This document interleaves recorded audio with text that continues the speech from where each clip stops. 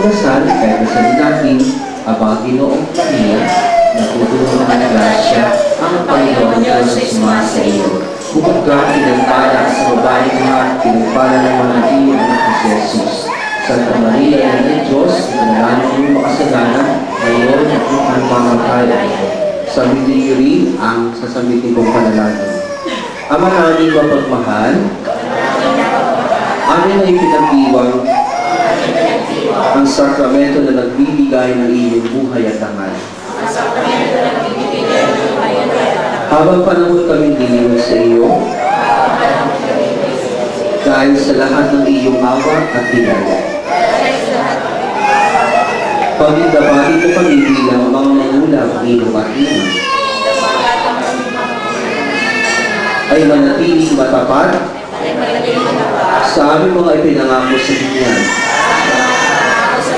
Inilulog namin ito sa pamamagitan ng Yesu Kristo, kasama ng Espiritu Santo, magpasawalang hanggan.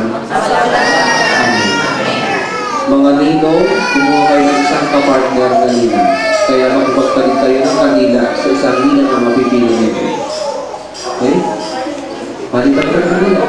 Isang beses lang po. Isang beses lang. Ninong sa ninang. Diba? Ninong sa ninang. Okay? Makapalagay ka pare, ha? Marami kasi ninang. Okay? Bakit po kayo nagpalitan ng kandila? Hindi dahil pag kayo nagkaaway na isasauli kayo. Sigurado ito lang ganyan. Kundi dahil ang kandila po na hawak po ninyo ay paalala ng inyong tungkulin na paalalahanan ang inyong kasama sa pagtugon niya sa kanyang responsibilidad sa inyong inaanak. Okay po? Kayo po ay magpapaalalahanan, kaya po walang makalimimos sa inyo. At ang unang obligasyon po ninyo ay ang spiritual na paglago ng mga batang ito. Okay po? Hindi lamang po material, dahil po ang material, maaari makapagbigay kayo ng laruan, maaari makapagbigay kayo ng 100, 500, at magkakabarkada 1,000 sa mga batang iyan, habang sila'y lumalaki. Pero, ang inyong tunay na obligasyon ay ang pagiging pangalawang magulang ng mga batang puso. Ibig sabihin po, kayo po rin ay may tungkulin na gabayan ang mga bata, lalo-lalo na sa isang mabuting pamumuhay at sa paglago sa pananampalatayang Kristiyano. Okay po? Kaya po kayo po ay tinatawag na mga God Mother, God Father, God Parents. Okay po? So, yun po ang inyong obligasyon. Huwag niyo po kalilimutan yan. Baka mamaya ay kayo makainom laang at medyo malili ang ulot na. Okay po ha? Maraming salamat po sa inyong pagtugon, sa inyong pangangalaga sa mga bata ito. Sumayin niyo ang Panginoon at pagpalain kayo ng makapangyarihan Diyos, Ama, Anak, at Espiritu Santo. Sa kumpilang unang pakikinabang, inyo pong sasamahan ulit mga bata at ihahanda. Dahil po lulubusin ang pagtanggap ng sakramentong ito sa dalawa pong sakramentong ito. Ang sakramento ng kumpil at ang sakramento ng banal na Eucharistia o yung unang komunyon po.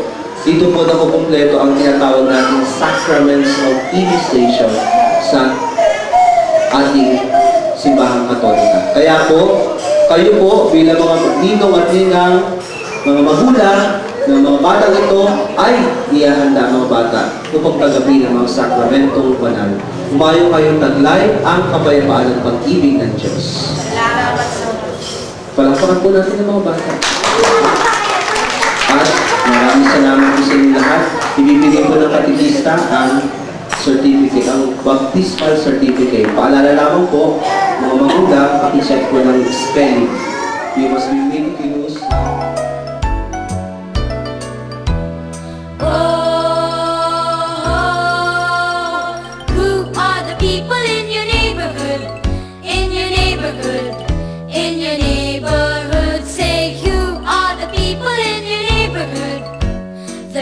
That you meet each day. Oh, who are the people? people in your neighborhood, in your neighborhood, in your neighborhood. Say, who are the people in your neighborhood? The people that you meet each day. Oh, the postman always brings the mail through rain or snow or sleet or hail. Hindi na kaya sila musa.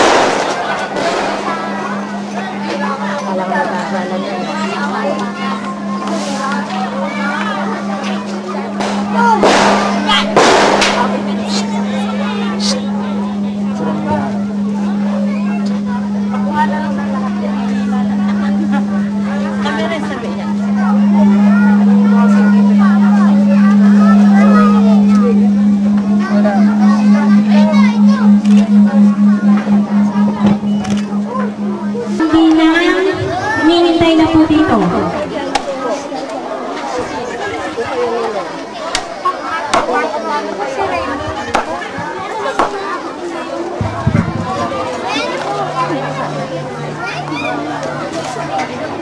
Kung ako kita dito, magugutom kayo. Kuya! Laki naman may bar! Ay, may kamay ka sa ko. Hindi ko kasal ko. Ay, oo.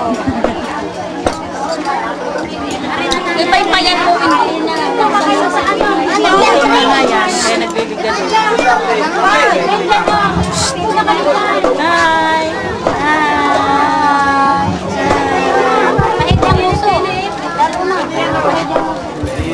Pawisan hindi nakayos. Wait, doon ka sa likod puso. Pikit ba?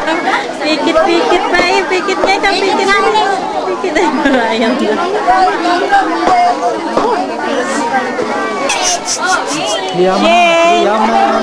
Story set na lang. Story set na lang. Isa pa? Mga ninong.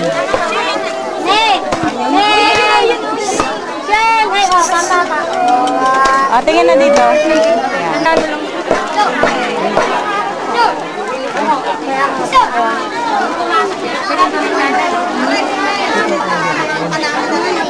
Bebe! Huwag ka na dyan dito.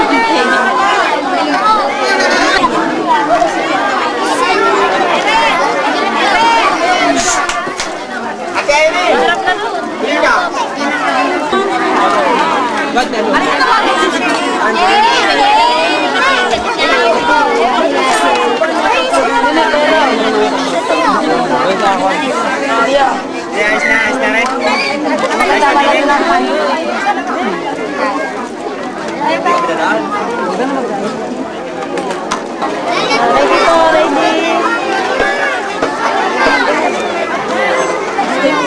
Okay, lapit na po kayo. Sama na po. Sama na po kayo.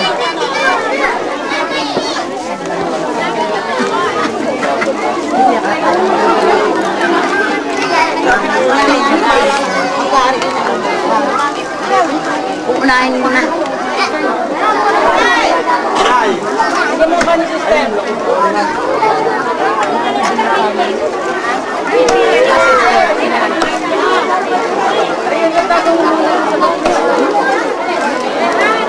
Lagyan mo lang kanin ko.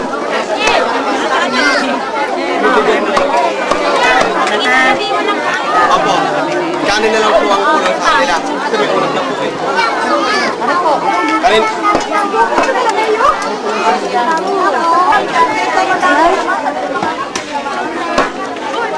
Sandali lang.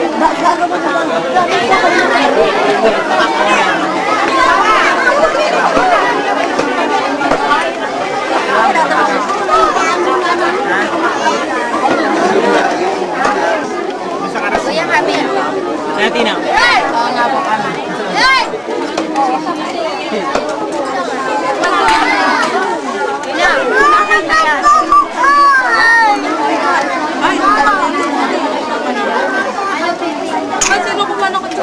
Aray, nasakan ba?